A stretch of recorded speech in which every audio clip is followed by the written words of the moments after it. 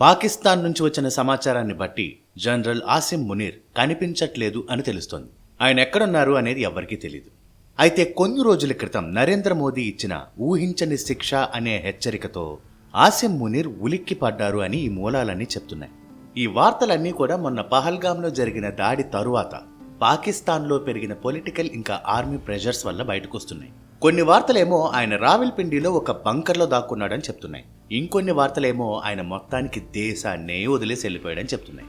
సరే, ఈ వార్తలన్నీ ఖండించడం కోసం అని చెప్పి పాకిస్తాన్ ప్రభుత్వం ఏం చేసిందంటే, ఆయన రీసెంట్గా పాకిస్తాన్ ప్రధానమంత్రితో కలిసి ఒక అఫీషియల్ ప్రోగ్రాంలో పార్టిసిపేట్ చేసిన ఫోటోని రిలీజ్ చేసింది.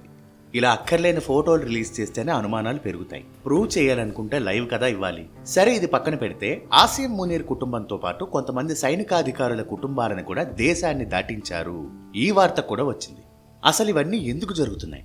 పహల్గామ్ టెర్రర్ అటాక్ తరువాత ఇండియా పాకిస్తాన్ పై ఎటువంటి కఠిన చర్య తీసుకుంటుందో తెలియక ముందు జాగ్రత్త పడుతున్నారా అనిపిస్తోంది. ఎందుకంటే ఆల్రెడీ ఇండస్ వాటర్ అగ్రిమెంట్ పైన వివాదం జరుగుతోంది.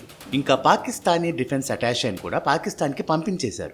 దీనివల్ల పాకిస్తాన్లో పొలిటికల్ ప్రెషర్ పెరుగుతుంది, డిఫెన్స్ మీద కూడా ప్రెషర్ పెరుగుతుంది. మరి ఇలాంటి పరిస్థితుల్లో జనరల్ ఆసిమ్ మునీర్ కనిపించకపోవడం, ఆయన కుటుంబం విదేశాలకి వెళ్లిపోవడం, ఇలాంటి వార్తల వల్ల పాకిస్తాన్లో ఉద్రిక్తత పెరుగుతుంది.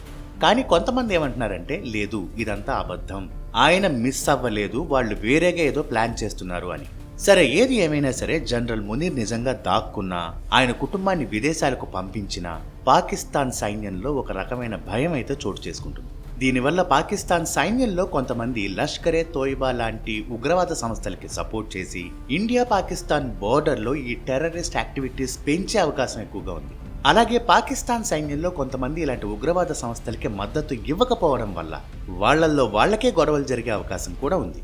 ఫలితంగా పాక్ ప్రజలకి సైన్యం మీద ఉన్న నమ్మకం పోతుంది. ఇక ఇండియాకి పాకిస్తాన్కి మధ్య జరిగే ప్రతి వ్యవహారం తీవ్రమైపోతుంది. So general Asim Munir missing అనేది చిన్న విషయం కాదు. ఇది నిజమైతే పాకిస్తాన్లో చాలా పెద్ద పెద్ద మార్పులు వస్తాయి. ఇది ఇప్పుడు ఇంటర్నేషనల్ ఇష్యూ అయిపోతుంది. అందుకేనేమో ఇది నిజమైనా సరే పాకిస్తాన్ గవర్నమెంట్ దీన్ని అనౌన్స్ చేయట్లేదు. కొన్ని వారాల క్రితం ఈయన హిందూ ముస్లిం విభజన గురించి కొన్ని స్టేట్మెంట్స్ చేశారు. అప్పటి నుంచి మత వివక్షని ప్రోత్సహిస్తున్నారు అనే ఆరోపణలు కూడా ఈయన మీద ఉన్నాయి. పెంటగాన్ ఆఫీసర్స్ అయితే ఆసిమ్ మునీర్ ని ఒసామా బిన్ లాడెన్ తో పోల్చారు.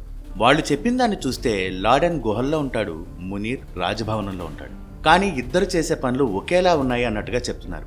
దీనివల్ల అమెరికా పరోక్షంగా హెచ్చరిస్తోందా అనిపిస్తోంది. ఇండియా మునీర్ పై యాక్షన్ తీసుకోవడానికి ఇది సపోర్ట్ చేస్తోందా అనిపిస్తోంది.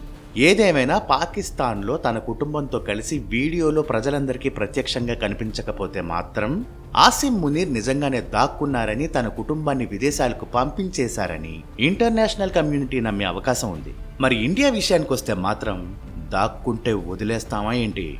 ఖచ్చితంగా ఇండియన్ ఆర్మీ పవర్ ఇంకా మోదీ సత్తా పాకిస్తాన్కి మళ్లీ రుచి చూపించే రోజు దగ్గరలోనే ఉంది.